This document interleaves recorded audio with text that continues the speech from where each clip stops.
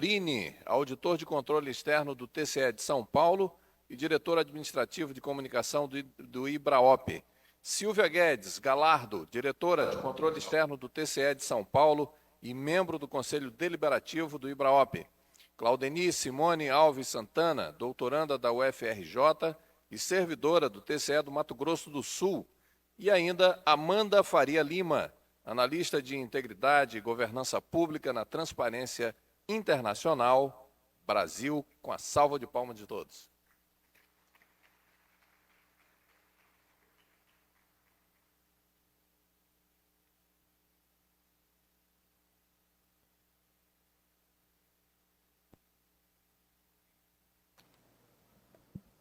Pessoal, boa tarde. Junto com os eventos, a produção técnica do IBRAOP é a razão de existir desse instituto. Então, essa produção, essa documentação técnica do IBRAOP, ela já é consolidada, né, já é aceita como referência no Brasil inteiro por todos os tribunais. Então, eu fico, né, muito satisfeito de trazer essas divulgações, que são muitas nesse evento. Então, nós temos 6 documentos para apresentar. Então, eu vou passar primeiro para o Denner Alves de Souza, que vai divulgar os procedimentos de saneamento básico.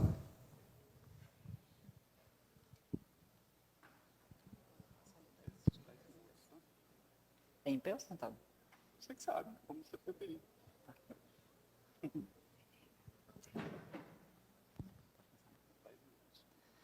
Boa tarde a todos e a todas. Vou fazer aqui um arrazoado dos procedimentos que estão sendo realizados pelo GT de saneamento do IBRAOP, que estão sendo conduzidos aqui para trazer um pouco mais sobre os procedimentos de auditorias para o serviço de saneamento básico. Só para fazer um arrazoado, né?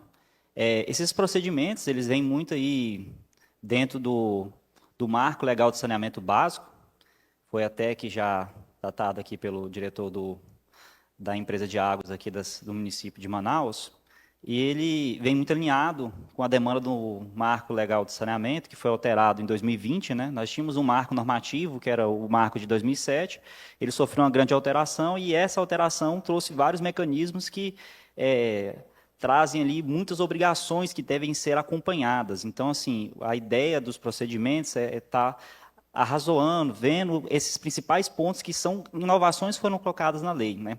Então, de maneira geral, os procedimentos eles vão orientar a execução da política pública de saneamento básico, né?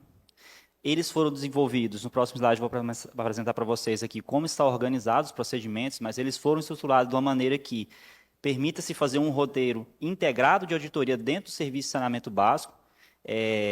A execução dos componentes de saneamento básico, elas são muito transversais, e isso leva a um roteiro que pode ser incluído ou não diversos tipos de procedimentos a ser aplicados. Então, esses procedimentos ele tem essa visão geral de você poder fazer uma integração entre os tipos de serviços e os tipos de mecanismos que relacionam os serviços. E, por fim, considerando que o saneamento básico ele envolve lá nossos 4 grandes componentes, que é o água, esgotamento sanitário, resíduos sólidos e manejo, isso leva a vários arranjos institucionais e a diversas formas que esses serviços podem ser prestados. E a ideia dos procedimentos é que esses procedimentos eles tenham essa visão geral, que ele permita que qualquer auditor, em qualquer nível institucional ou maturidade que aquele serviço está sendo prestado, ele consiga aplicar. De maneira geral, os procedimentos de auditoria estão estruturados em 5 grandes eixos, né? Nós temos nos procedimentos, nós temos o procedimento 100, que é um procedimento que vem para dar uma visão geral sobre como está organizado o serviço. É um procedimento de diretrizes gerais que ele tem como principal função orientar a aplicação dos demais procedimentos que se seguem. A partir do procedimento 100, nós teremos aí o procedimento de acompanhamento da política e da governança, que é como o titular do serviço ele tem se estruturado para assumir a responsabilidade de tocar o serviço como a sua política pública que foi colocada no marco legal de saneamento básico. Posteriormente, para que essa política pública ela venha a ser realmente executada, tem-se o procedimento de planejamento e de execução orçamentária dessa política pública, que é o procedimento 120.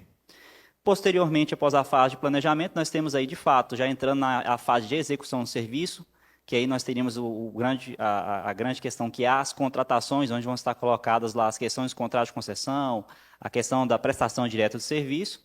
E, por fim, aí, algo que é bem destacado no novo marco regulatório de saneamento básico, que é a regulação. É como você vai disciplinar e verificar a execução desse serviço em termos de norma, em termos de eficiência, em termos de tudo aquilo que o serviço que foi organizado está sendo executado. Além disso, esses procedimentos, por exemplo, no caso do procedimento 100, nós ainda temos uma divisão, considerando que o serviço de saneamento básico, eles têm lá a questão do interesse local, quando um único responsável, por exemplo, o município, ele consegue executar esse serviço todo. Ou você tem, por exemplo, a questão de serviços de interesse comum, ou seja, quando você tem estruturas que mais de um município precisa estar se organizado para que se haja prestação, você tem detalhes específicos. Aí, para isso, o procedimento 110 ele ainda teria duas divisões, né? Nós teríamos ali a questão da prestação regionalizada, e aí nós estamos falando ali das formas como os estados e os municípios vão se organizar para prestar esse serviço, considerando lá a questão da regionalização para ganhos de escala e para viabilizar o serviço. E temos um outro procedimento que é bem destacado aí, que ele já tem até norma específica da ANA, que é a questão da cobrança, que é a Sociedade Econômico-Financeira. Não adianta executar um serviço sem recursos suficientes para que ele atenda a qualidade necessária. Então, para isso, o procedimento de política ele teria mais 2 procedimentos complementares. E, por fim, considerando o procedimento de contratação, que ele tem uma visão geral de como deve se organizar as fiscalizações para verificar como está sendo realizadas as contratações, ele ainda teria um de acompanhamento da execução contratual.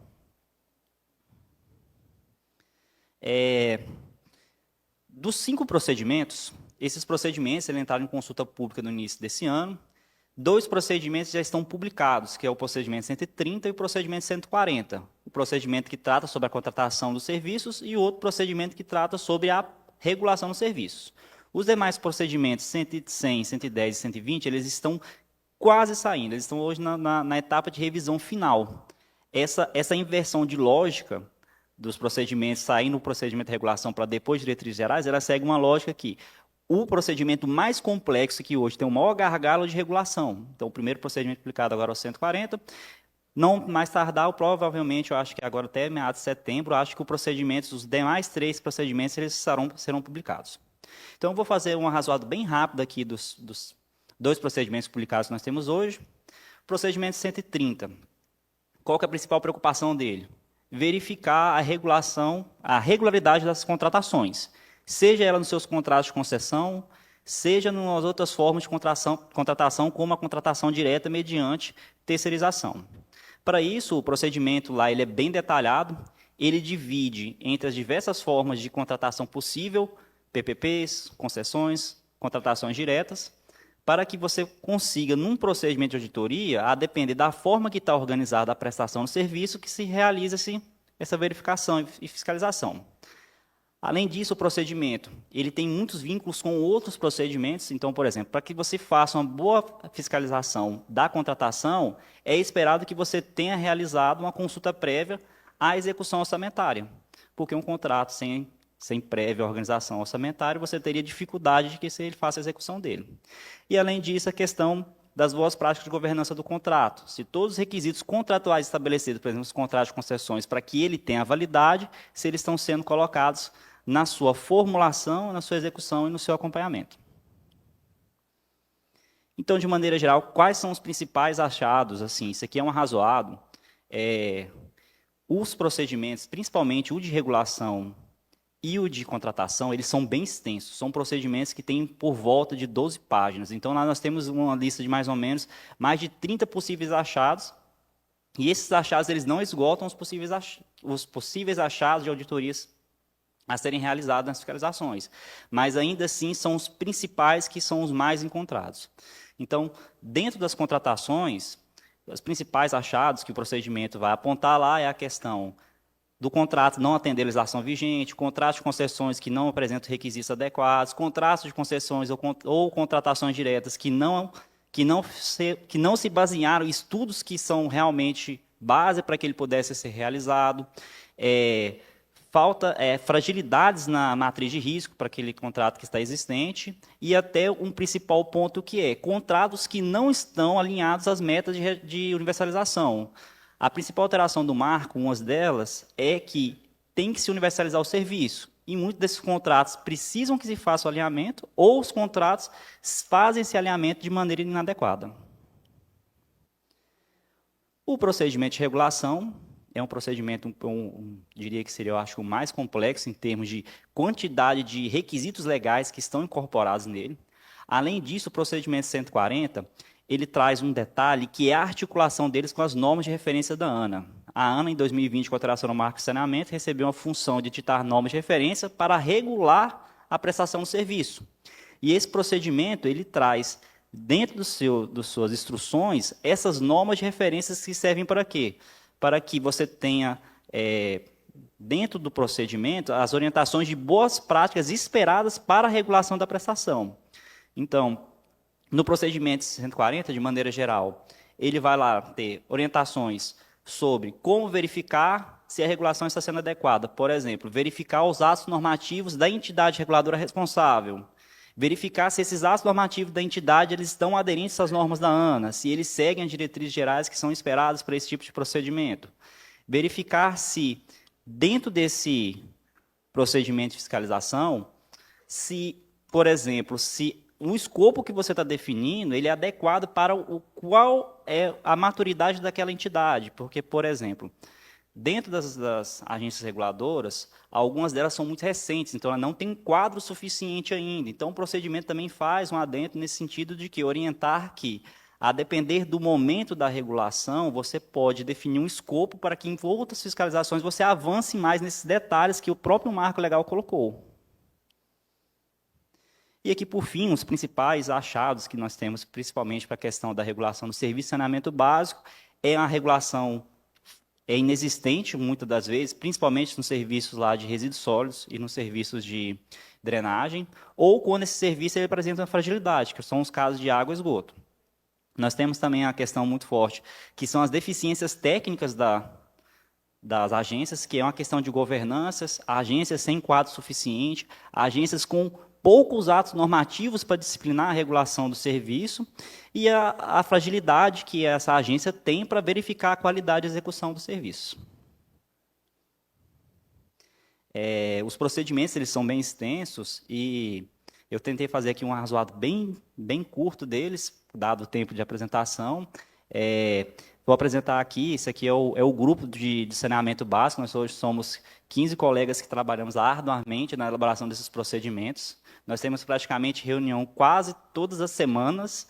Nós já realizamos só nesse ano 21 reuniões virtuais, mais uma reunião presencial, e nós vamos continuar nessa escala aí para entregar os 3 procedimentos que ainda não foram publicados e os mais 2 procedimentos que é o procedimento de sustentabilidade e o procedimento de prestação regionalizada. Obrigado, Denner, e parabéns ao grupo de trabalho. Agora eu vou passar a palavra para o colega Fernando Morini, que vai divulgar a nota técnica de BIM. Boa tarde, pessoal. Passador, por favor.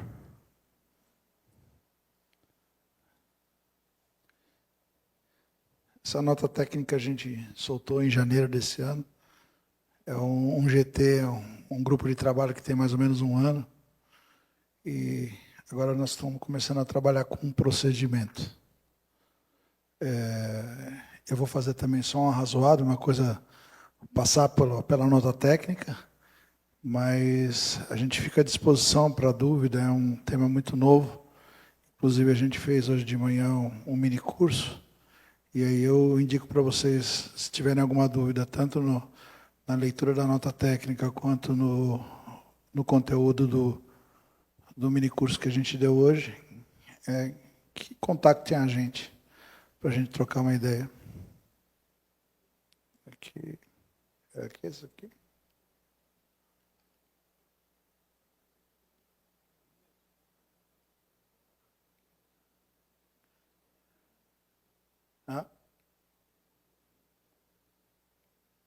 Aí foi.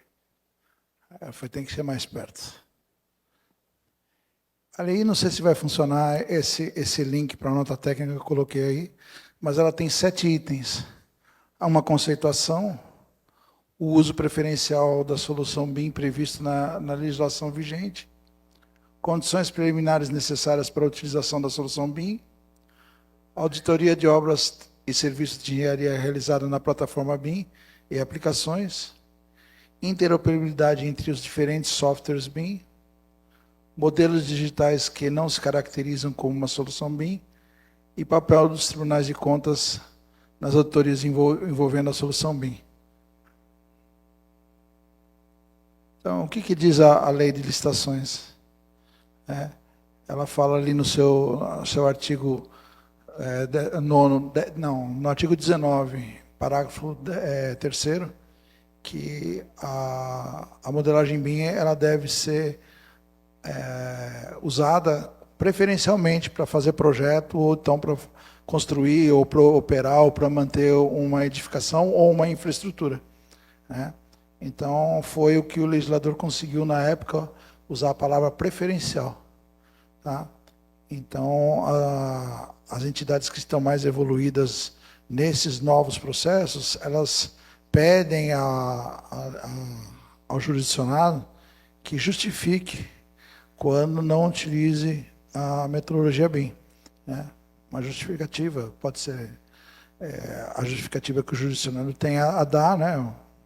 Pode ser várias razões, mas a gente usa a palavra preferencial para que ele realmente use a modelagem, a metodologia como preferencial para fazer as coisas, né?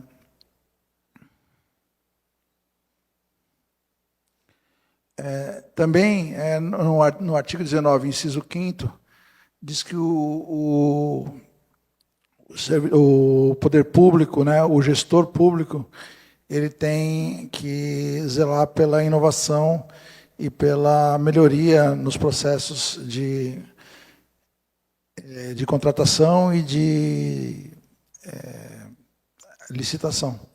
Então, fazer essa inovação é utilizar melhor a tecnologia que hoje existe para você ter todos os benefícios que, no caso, pode ser resumidos com redução de custo, aumento de produtividade e muitas outras melhorias que você tem usando a metodologia. Uma coisa inerente dentro da nossa realidade atual, que a tecnologia traz esse tipo de situação, e também inerente à nossa realidade atual, que é uma escassez de mão de obra na construção civil e uma formação muito voltada à tecnologia dos novos profissionais. Então, por um lado, você tem menos pessoas para trabalhar da forma padrão, da forma padronizada que a gente tem, a forma que se trabalha hoje, e mais pessoas novas sendo formadas já nesse conceito de muita utilização de tecnologia e de processos novos. E o inciso 5º da lei, né, no parágrafo 19º, ele diz exatamente isso. Dentro nosso trabalho de auditor de controle externo, de auditoria do trabalho feito pelos tribunais de contas, esse slide ele resume o que seria mais importante para a gente quando viesse um processo, um projeto que é feito nessa metodologia, o que a gente tentaria trabalhar, ou seja, o que a gente procuraria trabalhar no primeiro momento, né? Você tem vários modelos, mas o que a gente procura mais nesse sentido trabalhar? Quando a gente está começando, né? Na coordenação do projeto, porque todo esse modelo ele é feito online, todo mundo trabalhando ao mesmo tempo, né? Diferente de cada um fazer o seu projeto, todo mundo faz um projeto só ao mesmo tempo, então um impacta o outro, ou seja, quem está trabalhando em elétrica vai impactar o de hidráulica, que vai impactar de estrutura, que vai impactar o de fundação, que vai impactar de paisagismo. Então, a coordenação desse movimento de dados e a coordenação entre as fases é super importante. Então, a gente tem que olhar numa auditoria se existe essa estrutura de coordenação, ou se está se fazendo um falso BIM, que é como eu vou falar um pouco mais na frente. Outra coisa que nos tribunais de contas é muito importante, para a nossa realidade atual, é a redução dos aditivos. Então, ali você tem a questão do planejamento, a redução dos aditivos de prazo, e a questão do orçamento, a redução dos aditivos de custo. Se você fizer dentro das boas técnicas, dentro da boa prática, com os processos bem pensados, com o normativo bem pensado, e com os recursos, tanto em termos de software quanto de processos e de pessoas, né, você não vai ter aditivos. Isso é provado já em quem usa isso maciçamente e dentro da iniciativa privada, que já faz mundo afora e no Brasil já faz uso desse tipo de trabalho exatamente para poder ter todo o controle sobre o projeto, a execução, a manutenção e a operação. Com destaque aí para a cidade de Singapura, que está muito avançado. Mas tem muitos lugares no mundo muito avançados. Agora está passando direitinho, hein? Coisa boa. O papel dos tribunais de contas nas auditorias envolvendo a solução BIM, né? Os tribunais de contas, primeiro você tem que ter o patrocínio dos responsáveis pelos tribunais de contas, principalmente do corpo de conselheiros, né? Mas você precisa ter uma infraestrutura adequada, uma capacitação adequada. Basicamente isso. Se você tiver uma infraestrutura adequada, uma capacitação adequada, aí você vai rever seus processos de trabalho, você vai rever suas formas de trabalhar, você vai rever como que você faz a auditoria e você vai conseguir dar uma qualidade para o jurisdicionado aí, se ele está no caminho certo. Tá? Como eu disse, são 7 pontos que estão nessa nota técnica, nós estamos começando a desenvolver os procedimentos. Fiquem à vontade para inquirir aí, que é muita coisa nova e muita coisa meio complicada de aprender. Esse daqui eu vou deixar só de curiosidade para vocês. Nós fizemos uma pesquisa, tem alguns slides. Quanto tempo eu tenho? 1 minuto. Vocês deem uma olhada aqui, vai ficar... Essa apresentação já não tem nada a ver com a nota técnica, foi uma pesquisa que nós fizemos com os auditores de engenharia dos tribunais de contas sobre o conhecimento deles em BIM. Tá? Então, aí vai ficar à disposição, vocês deem uma olhada no resultado.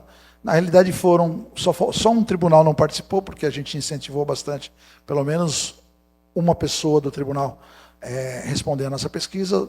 De todos os tribunais, só um não participou, e foram 63 respostas, que dá mais ou menos a noção de como esse tema está dentro dos tribunais de contas. Tá bom? Obrigado, gente. Obrigado, Morini. Parabéns ao grupo, também pelo trabalho. E agora eu vou convidar a Silvia Guedes Galardo, nossa colega, para divulgar a nota técnica de contratação integrada.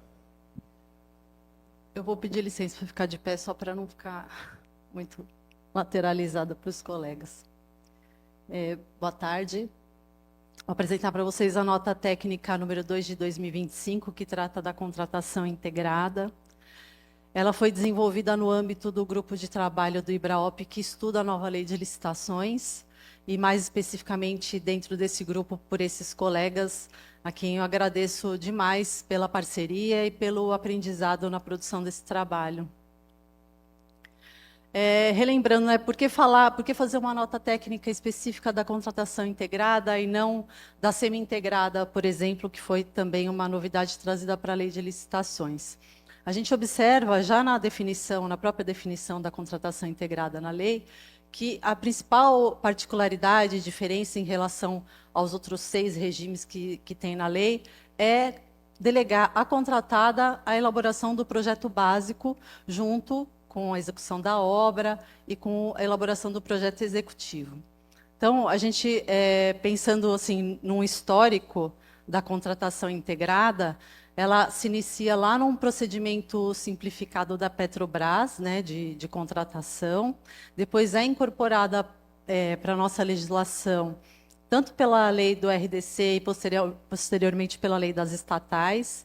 O RDC tinha uma aplicação mais limitada, né, e aí foi ficando. A lei das estatais é específica, né, e trouxe também a semi-integrada.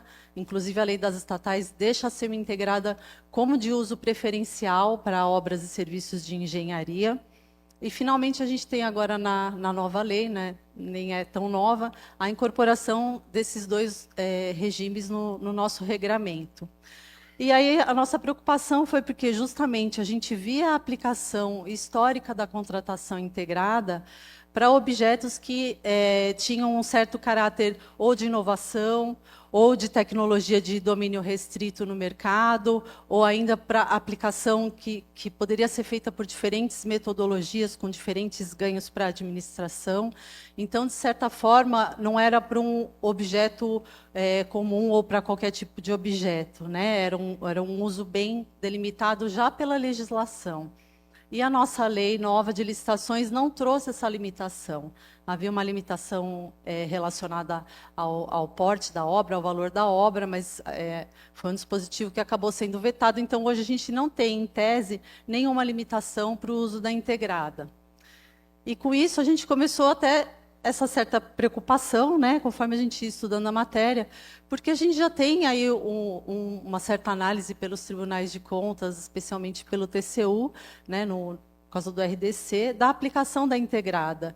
E a gente vê diversas falhas que foram ocorrendo e que a gente quer evitar que ocorra novamente. Então, a gente entende que a contratação integrada ela não pode ser utilizada como um mero subterfúgio para delegar a elaboração desse projeto básico da administração delegar para o contratado, ou de um projeto incompleto, ou de suprir ali uma carência que eu tenho no meu quadro técnico, porque é um quadro técnico que, quanto menos eu investir nele também, menos ele vai se desenvolver, né? E não cabe essa simples transferência de risco da elaboração do projeto básico para o meu contratado, porque a gente sabe que todo o risco é precificado. Então, a gente pode ter aí um problema, né? Uma queda da nossa economia numa licitação, justamente por ter transferido esse risco do cara ter que propor uma solução, elaborar um projeto, que depois dificilmente ele vai conseguir fazer um termo aditivo, né? É um pouco mais limitado as regras. Então, a gente tem essa preocupação, e para isso a gente elegeu, aí dentro da lei, alguns pontos de atenção, né? Então, são assuntos relativos ao planejamento, etapa de planejamento, documentos de licitação e depois também da fase de execução, alguns pontos de atenção relacionados à contratação integrada. Então, eu diria até que a gente deu uma ênfase para estudo técnico preliminar e para o anteprojeto, né? O estudo técnico preliminar é pela importância que a gente já conhece que ele tem no planejamento das contratações, e o anteprojeto, que é justamente o documento que vai ser a base para a minha licitação no lugar do projeto básico. Acho que todo mundo que trabalha com auditoria já aponta toda semana uma falha de projeto básico, né? E na integrada a gente vê um problema parecido acontecendo com o anteprojeto, e não é à toa que a gente tem uma orientação técnica sobre isso, e que a lei trouxe também ali uma definição de alguns elementos mínimos que devem ser listados nesse anteprojeto. Então, eu vou trazer um exemplo da questão do ETP para a contratação integrada. A gente entende que a administração, nessa etapa de planejamento, ela deve se fazer perguntas e, ao mesmo tempo, o documento deve ser apto a responder essas perguntas. Então, a gente até colocou numa forma assim de questões que devem ser levantadas nessa etapa, né, de planejamento. Então, por exemplo, quanto à capacidade da administração, será que o meu quadro técnico, que de repente não consegue elaborar um um projeto básico consegue elaborar um anteprojeto adequado ou contratar esse anteprojeto e desenvolver também o respectivo orçamento, que a gente sabe que a aplicação de técnicas expeditas e paramétricas pode até ser mais complexo do que um orçamento tradicional com um projeto mais detalhado.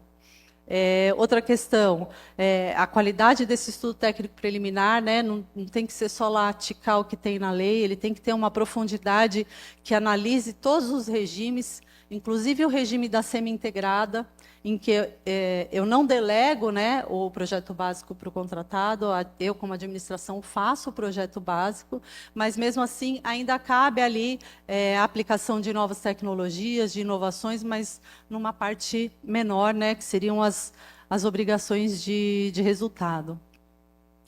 E quanto à elaboração do projeto básico e executivo pelo contratado. Então, ainda na minha fase de estudo técnico preliminar, quando eu vou estudar um mercado, se eu tenho um mercado apto e competitivo a atender a minha licitação, também tem que ver se existem empresas aptas a elaborar bons projetos e, ao mesmo tempo, executar as obras. De repente, até com a utilização do BIM aí em todo o ciclo de vida do objeto. Então, assim como a gente fez para o estudo técnico preliminar, a gente foi fazendo também para os outros assuntos essa correlação ou preocupações, né, adicionais relativas à integrada. Então, vou até já listar todos aqui. Na questão do anteprojeto, da necessidade desse documento ser completo, né, e adequado com o que está na lei, com o nível de desenvolvimento máximo que for possível, de acordo com o meu objeto. A questão da matriz de risco, né, em que você vai ter a repartição de riscos, aquele estabelecimento claro do equilíbrio econômico-financeiro que a gente vai buscar aí por toda a vida do contrato, e o estabelecimento das obrigações de meio e de resultado, que é um outro ponto muito importante na contratação integrada, né? Ou seja, o que o contratado vai poder mudar e o que ele não vai poder mudar no meu projeto. Os prazos. Então, na integrada, é importante que os cronogramas tenham um prazo para a elaboração do projeto básico e depois um prazo para a administração avaliar e aprovar aquele projeto. Isso também é uma falha recorrente de não ser contabilizado nos cronogramas. E a gente seguiu, eu não vou ficar detalhando cada item, porque a gente quer muito que vocês acessem a nota e que colaborem com a gente, de repente, apontando pontos também de melhoria, ou para a gente completar o texto. Então, a gente continuou falando também dos aditivos, a gente cita um acórdão do TCU recente, 2024, também um trabalho da CGU, com base na contratação integrada, então apontando quais as principais falhas que foram observadas, né, se espera uma incidência menor de aditivo, mas não foi o que foi observado aí historicamente, e justamente por conta dessas falhas nas etapas de planejamento e nos projetos, né, nos anteprojetos licitados. E a questão também interessante do licenciamento, a gente sabe que na nova lei se pode delegar o licenciamento todo para o contratado, né, até a licença prévia, mas se a administração entender que é de responsabilidade dela a obtenção dessa licença, como ela tem que ser disponibilizada já na etapa de licitação, também tem que procurar visualizar no seu anteprojeto se existem todos os elementos necessários para a obtenção daquela licença prévia. Então, por fim, a gente apresentou algumas considerações finais, mas assim não é um resumo da nota, né? Porque eu acho que a nota é integralmente importante, mas que a gente focou assim e ficou bem clara a importância do ETP, né? E da contratação integrada não ser uma solução de imediato, né? Ela tem que ser uma solução que se mostra aplicável ao meu objeto ao fim dessa etapa de planejamento, qualidade do anteprojeto, da necessidade da administração, não pode simplesmente delegar o projeto ao contratado pelo risco dessa perda de economicidade que eu falei.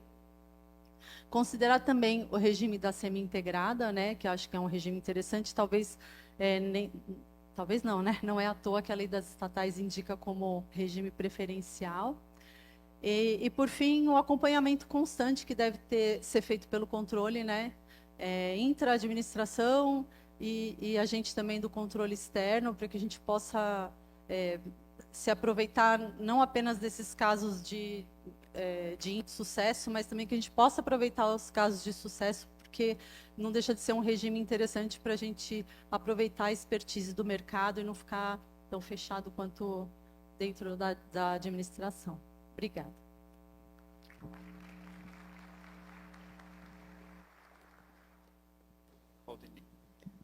Obrigado, Silvia, e parabéns ao grupo. Eu sei que deu muito trabalho essa nota, né? Então, parabéns ao grupo. E eu vou passar a palavra para Claudeni para apresentar os procedimentos de obras rodoviárias. Bom, boa tarde a todos. Eu vou começar a apresentação sobre o grupo temático de rodovias, parabenizando o grupo pelos 10 anos dos primeiros procedimentos elaborados e apresentados no site do IBRAOP, que foram os procedimentos relacionados à fase de licitação. E, durante esses 10 anos, outros procedimentos vieram. Nós estamos aí com cerca de 40 procedimentos vigentes relacionados a obras rodoviárias, com o mesmo objetivo no início de 2013, quando os grupos temáticos no IBRAOP eles foram criados, que é de promover o desenvolvimento, elaborar e validar metodologias que auxiliem nas auditorias de obras públicas. Bom, eu vou seguir um sumário bem básico, porque os trabalhos que nós temos realizados dentro da nossa área temática, eles são muito extensos. Então, vou apresentar um pouco da estrutura dos procedimentos, os procedimentos vigentes, os que vão entrar em consulta pública e o nosso cronograma 2025-2026 para a elaboração de procedimentos futuros e os nossos integrantes. Bom, nesse QR Code, vocês têm acesso a todos os procedimentos vigentes do nosso grupo, que vão desde a fase de licitação até mesmo serviços específicos de obras rodoviárias, como análise de teor de ligante, análise de massa específica, e dentre muitos outros. Os nossos procedimentos eles são divididos mais ou menos como uma norma, não é uma normatização, mas nesse escopo, trabalhar com o objetivo, os equipamentos que nós necessitamos. No caso de você trabalhar com análise de espessura, análise de teor de ligante, análise de insumos, análise da qualidade do concreto asfáltico, os procedimentos em si que você pode abordar. Nesse ano, nós temos trabalhado nos procedimentos de terraplenagem com um tópico específico sobre boas práticas. E essas boas práticas elas são relacionadas principalmente à expertise do auditor e do corpo técnico das divisões de engenharia dos tribunais de conta, sobre como vão se desenvolvendo essas auditorias. Além disso, nós temos também um ponto muito importante, que são dos possíveis achados, ao você analisar pontos específicos dentro dos processos relacionados aos projetos de obras rodoviárias e as normas referenciadas, DRs, DENIT, normas internacionais também, que nós fazemos uso. Então, os nossos procedimentos eles são divididos dessa forma. Como os demais colegas, eu não vou ter aqui condição de explicar os procedimentos vigentes que já foram lançados esse ano, mas em 2024 nós lançamos 3 procedimentos e fizemos uma revisão relacionados a misturas asfálticas. O ano passado eu também fiz essa divulgação e apresentei todo o fluxo que foi elaborado da parte de análise do serviço de terraplenagem, porque em 2023 nós finalizamos a parte de concreto asfáltico.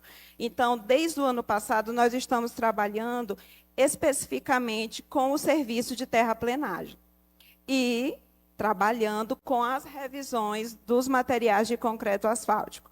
Por quê? Porque de 2018 até agora, principalmente o DENIT, ele vem trabalhando com atualizações de normas mais antigas e também com a inserção de novas tecnologias dentro da pavimentação. Então, nesse sentido, também, além de trabalhar com a elaboração de novos procedimentos, os procedimentos já vigentes da parte de mistura asfáltica, eles também estão sendo revisados à medida que o grupo verifica a necessidade de atualização de um dos procedimentos já vigentes.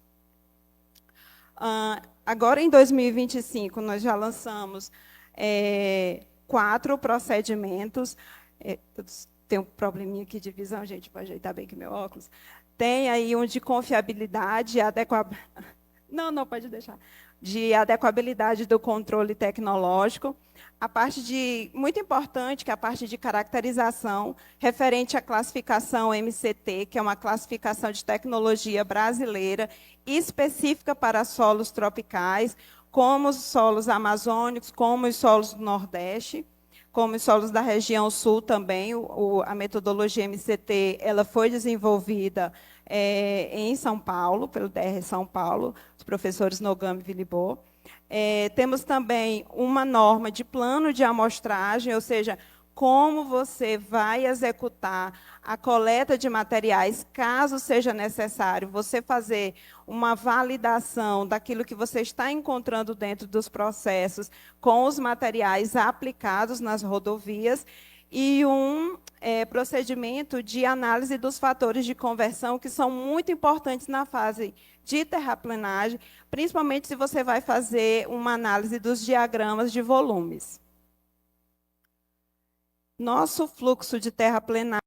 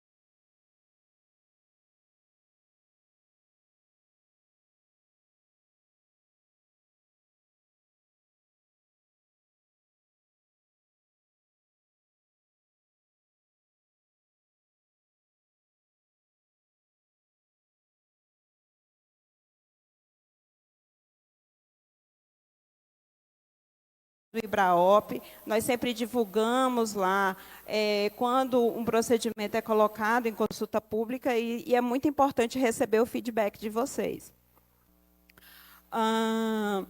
Nosso cronograma, nós ainda temos 2 reuniões presenciais, uma a ser realizada em São Paulo, nos dias 24 e 26 de setembro, e outra reunião de 12 a 14 de novembro em Brasília.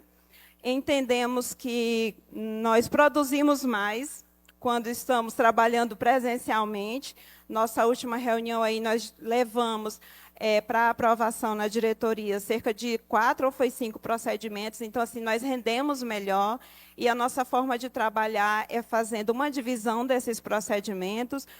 Um integrante ou 2 toma de conta de um procedimento, elabora a base dele, traz para as reuniões para debatermos, né, juntos as possibilidades de melhorar ou incrementar esse material.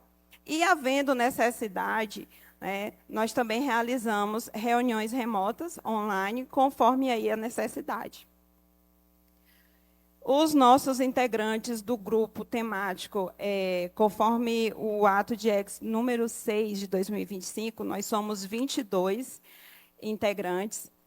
Eu acho que praticamente todo o país está aí, todos os tribunais de contas do país estão presentes nesse grupo, mas eu gostaria aqui de fazer um apelo para as mulheres, porque dos 22 integrantes, 9,09% são mulheres, ou seja, 2, eu e a Adriana. Então, gostaria de fazer um convite para as demais auditoras e técnicas que trabalham nos setores de engenharia, nas divisões, com obras rodoviárias, procurem a gente, nos ajudem aí a engrandecer, né, o nosso grupo com mais mulheres participando ativamente do nosso corpo técnico. Bom, e para finalizar, quero agradecer, e eu gosto muito de citar essa frase, porque ela vai bem, ela cai muito bem no que é o nosso grupo, né? Nós temos aí 10 anos de vida, eu estou no IBRAOP, no grupo temático, desde 2018. Então, é muito importante entender que esses grupos, eles são parte de uma equipe. Então, quando uma pessoa vence, um auditor, ele consegue ir bem dentro de um processo, numa análise processual, com a ajuda aí desses procedimentos de auditoria, nós também estamos vencendo junto com vocês, estamos levando desenvolvimento e um trabalho de excelência, né, com um bom retorno para a sociedade. Então, muito obrigada.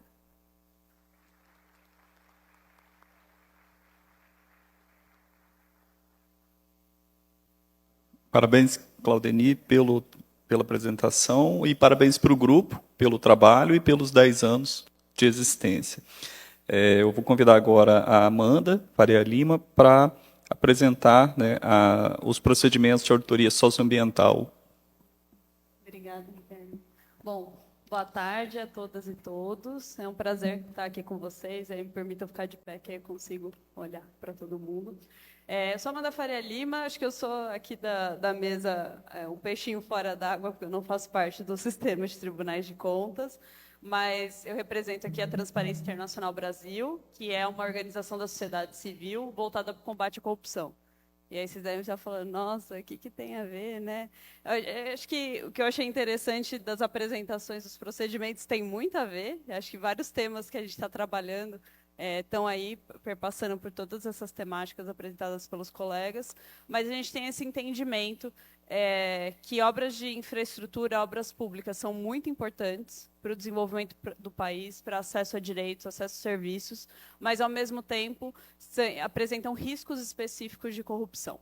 Então, a partir dessa perspectiva, a gente vem trabalhando junto a organizações do sistema de tribunais de contas, reconhecendo a importância da atuação dos tribunais de contas no controle tanto da conformidade, da legalidade, mas também da integridade dos processos relacionados a obras públicas.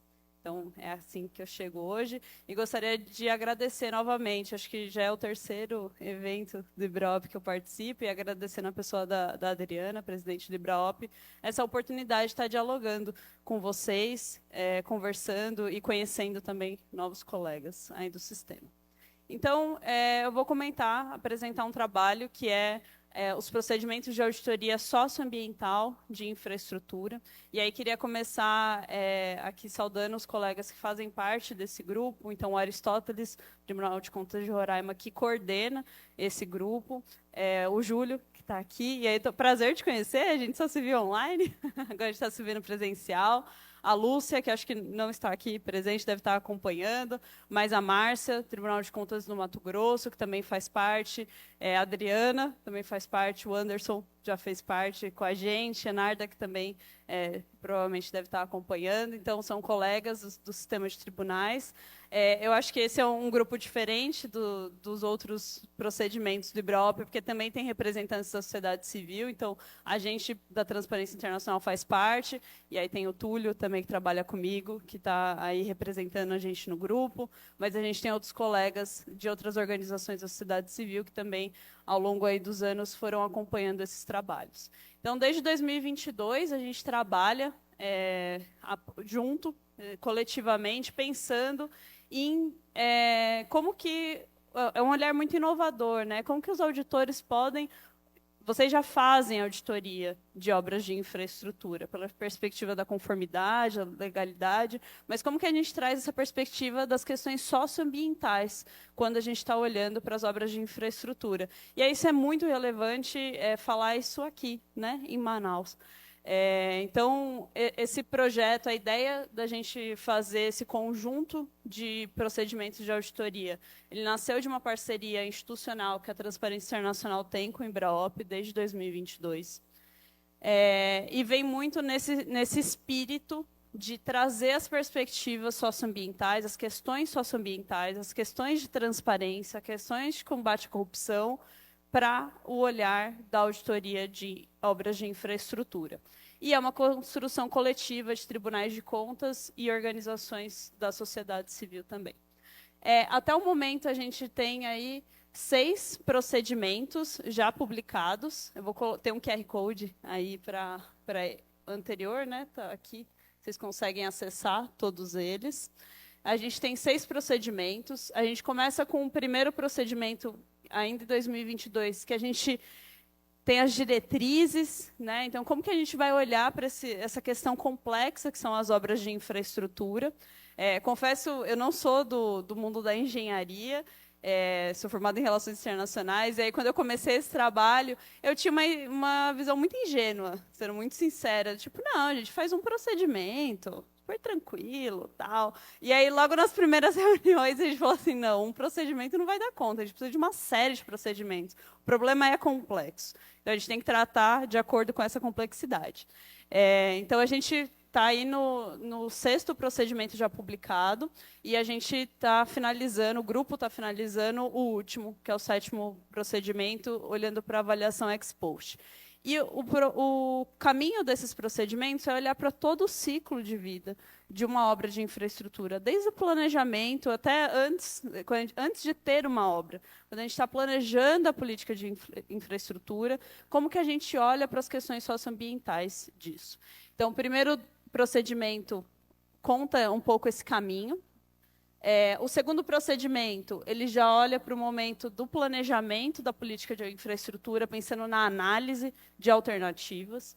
O terceiro procedimento, ele olha para... Aí a gente já entra no nível mais de projeto, que é para avaliação de viabilidade técnica, econômica, social e ambiental dos projetos de infraestrutura.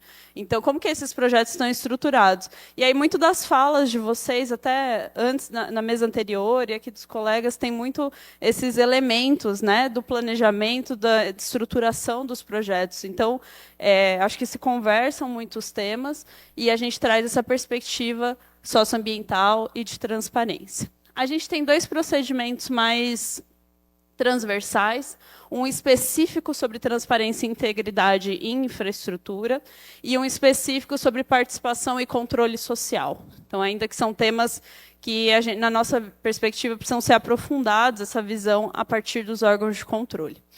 E o último, mais recente lançado, são os procedimentos para olhar o licenciamento ambiental de obras de infraestrutura.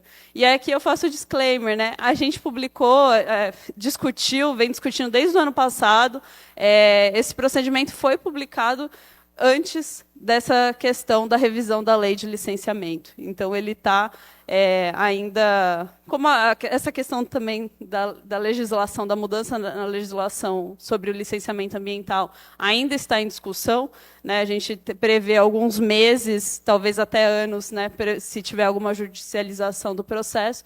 Então, esse procedimento está olhando para a legislação aí até julho de 2025.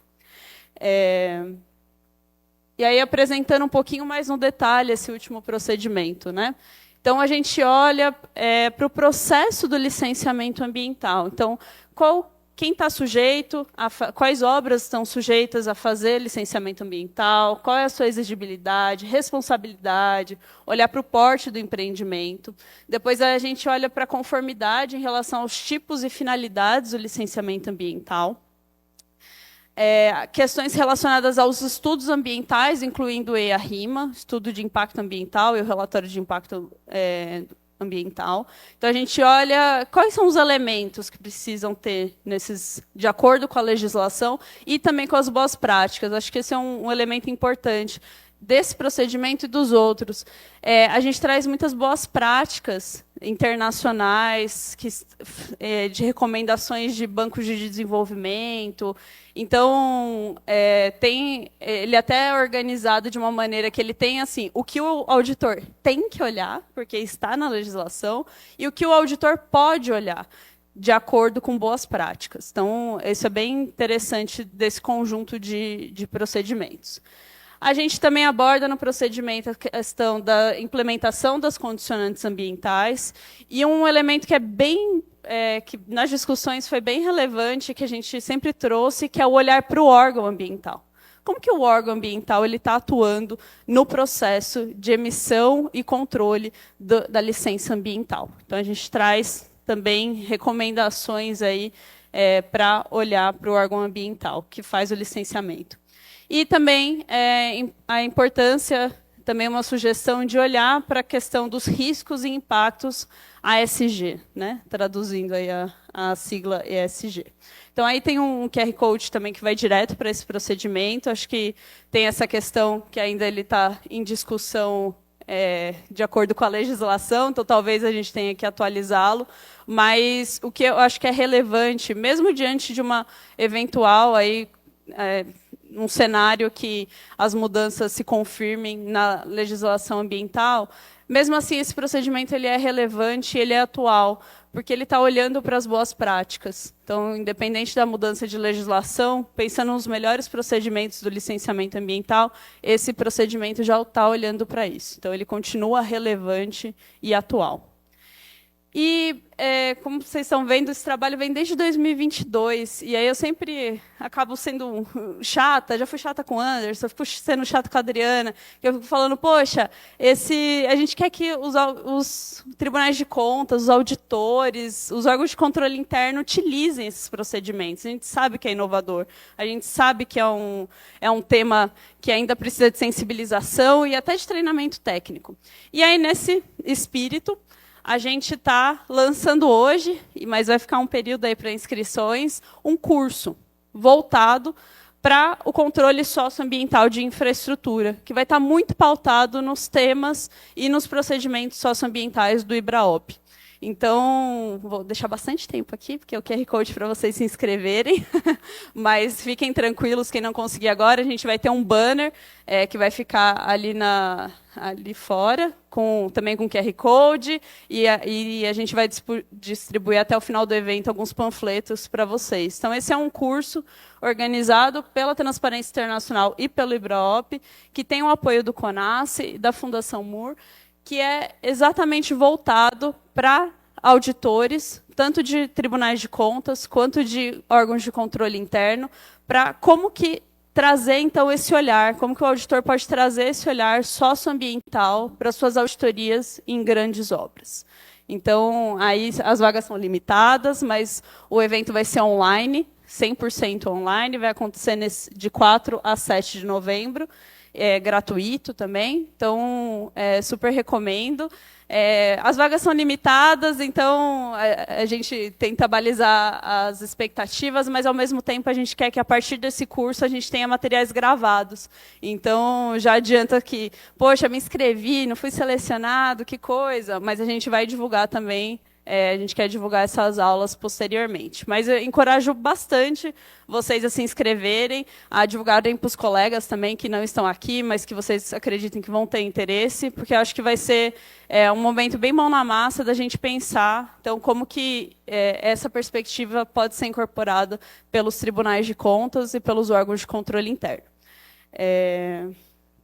Queria agradecer, deixar o meu contato, reforçar toda a nossa gratidão pelo espaço que o IBRAOP dá, por essa parceria que é tão frutífera, aí, a gente já teve bastante bons resultados e que ela continue, e desejar um excelente evento para todo mundo aqui. Obrigada.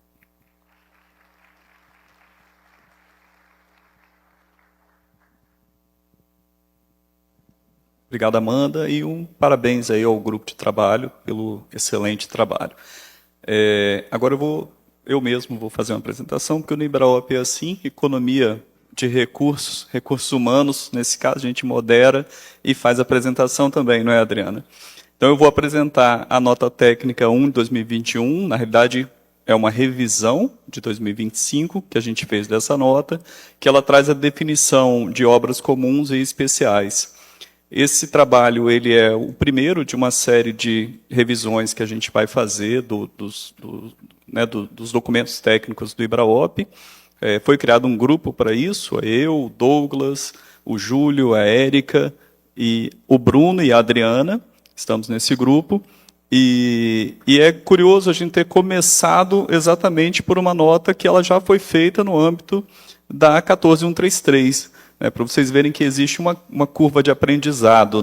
Ali, em 2021, no afã ali da nova lei, a gente criou essa nota, porque a gente tinha uma preocupação sobre essa falta da definição de obra comum e obra especial. A lei ela traz a definição de serviço comum, de engenharia, e serviço especial de engenharia, mas não traz a definição de obra comum e obra especial.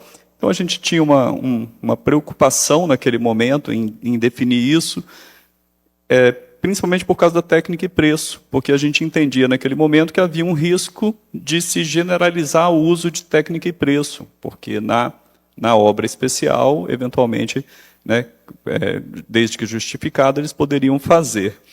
Então, por causa dessa curva de aprendizado, a gente evoluiu no entendimento que a gente tinha em relação a essas definições, e a gente decidiu fazer uma nova nota, que ela é mais concisa e mais direta, principalmente em relação às próprias definições, porque as definições na nota original, não que elas estivessem erradas, mas elas estavam difusas. Então, às vezes, a gente precisa, para citar uma definição, a gente precisa de uma definição específica ali, um item, falando, olha, obra comum é isso, obra especial é aquilo. E nessa nota que hoje ela está marcada como revisada no nosso site, as definições elas eram difusas. Hoje a gente tem a nova nota técnica, revisão 2025, ela foi publicada semana passada, então ela é bem recente, e a gente fez com esse espírito de fazer uma nota mais objetiva e trazer as definições de forma também bem objetiva. Agora, no nosso site, a gente tem uma seção ali onde a gente coloca os materiais que estão obsoletos, esses materiais que foram revisados. Então, aqui em cima a gente tem a nota técnica, vocês veem, a 1/2021, revisão 2025, marcando como revisada, e a nota técnica 1 de 2021 embaixo, que se você clicar nela, você vai ver que ela está com uma marca d'água, falando, olha, revisada, ela, para o IBRAOP, ela não vale mais como referência. Então, como que a gente definiu? A gente buscou fazer um paralelo com a definição de serviço comum de engenharia e serviço especial de engenharia. Então, a gente fez, seguindo esse mesmo padrão da lei, para a obra comum e para a obra especial. No caso, a obra comum, baixa complexidade técnica, menor risco de execução, características de desempenho e qualidade objetivamente padronizáveis por meio de especificações usuais. Então, você vê que é muito parecido com a definição lá do serviço comum, por utilizar métodos construtivos e materiais amplamente disponíveis no mercado local. Então, em resumo, aquela obra corriqueira, aquela obra que você está acostumado a fazer no dia a dia.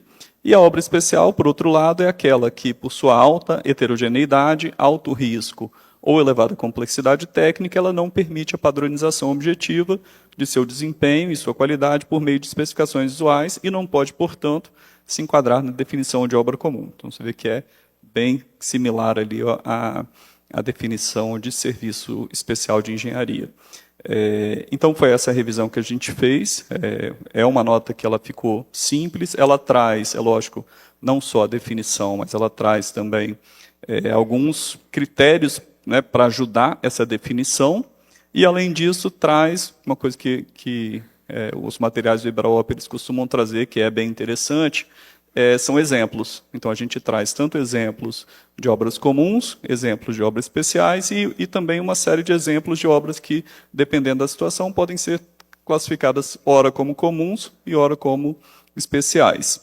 Então, é esse o documento. Deixo um link para quem quiser conhecer o documento. mas todos os documentos que a gente apresentou aqui, eles estão disponíveis no site do IBRAOP. Tá? Então, você entra no site do IBRAOP, conteúdo técnico, você vai ter ali as orientações, as notas técnicas, os procedimentos, está tudo lá bem organizado. Tá? Então, é isso, gente. Convido vocês a conhecerem esse material. Obrigado, Guilherme. Parabéns pelo trabalho do grupo. Muito obrigado. Queria agradecer a todos aqui e a gente tem uma entrega de lembranças, se eu não me engano, né, Adriana? É isso mesmo, presidente. Agradecemos imensamente aos apresentadores. Convidamos o senhor a fazer a entrega aí dessa lembrança.